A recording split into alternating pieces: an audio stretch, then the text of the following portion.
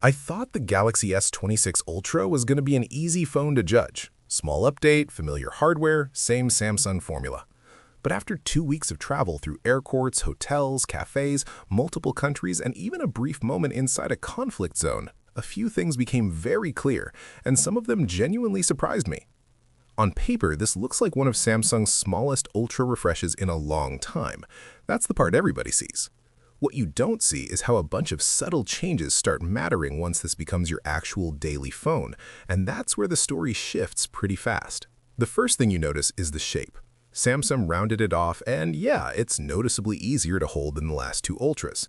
I still like the older, boxier design more just from a look standpoint, but this is thinner and lighter too, and in real use, that combo helps more than I expected. Sky blue also ended up looking way better to me over time than it did at first, but there's one little design quirk I can't ignore. The S Pen now only looks right when it's inserted one way, which is odd, especially since there's nothing fancy going on here to justify it.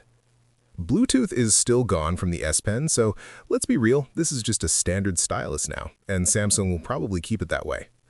Even with that, this is still the only current 2026 flagship giving you a built-in S Pen, and for the people who care about that, it still matters more than Samsung probably admits.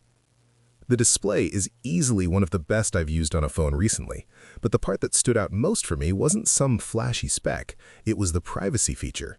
Since I travel a lot, being able to block side viewing actually became useful, not gimmicky, and Samsung gives you a lot of control over how it works. You can set that privacy display app by app, and it does a solid job blocking off-angle viewing.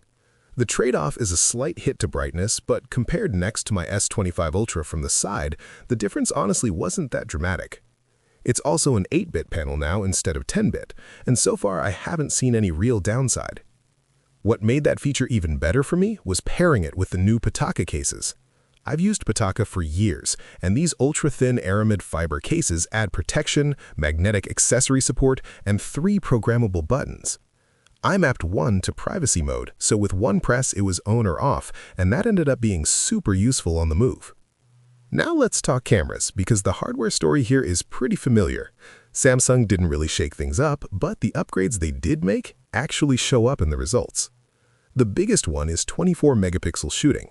Once you switch it on, the extra detail is easy to notice, and photos look cleaner and sharper overall.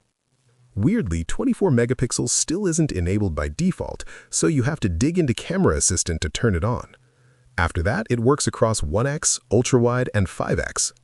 Portrait mode is still limited to 12 megapixels for now, which I hope gets fixed in software. Colors also look a bit more natural this time, with less of that older Samsung saturation. Zoom is still solid up to 30x, but video is where this phone surprised me the most. In my testing, noise handling was right there with the iPhone, and in some shots it actually looked better, especially around 25x zoom. I really didn't expect that without major new hardware, but Samsung got there through optimization and that f1.4 aperture. The camera app is also stacked. You can shoot in log, use APV, apply multiple LUTs, and record 8K at 30 FPS with a ton of detail. Just keep in mind APV files get huge, so external storage is the smart move. Add in horizontal video lock stabilization, which keeps your footage level while recording, and the setup is seriously strong. My camera complaints are pretty simple. The 3x lens feels unnecessary, and the front camera is overdue for an upgrade. But outside of that, Samsung got a lot right here, including audio. The speakers and microphones are some of the best I've used in a long time.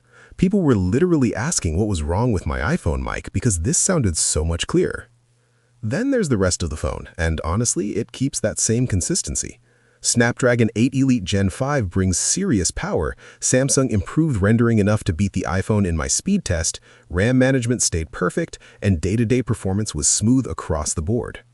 Add in Android 16, UI 8.5, polished AI tools, circle to search, now brief, now nudge, solid battery life, and 60-watt charging to 75% in 30 minutes, and the answer is pretty clear. From an S25 Ultra? No. From an S24 Ultra? Maybe. Anything older? And yeah, you'll feel it.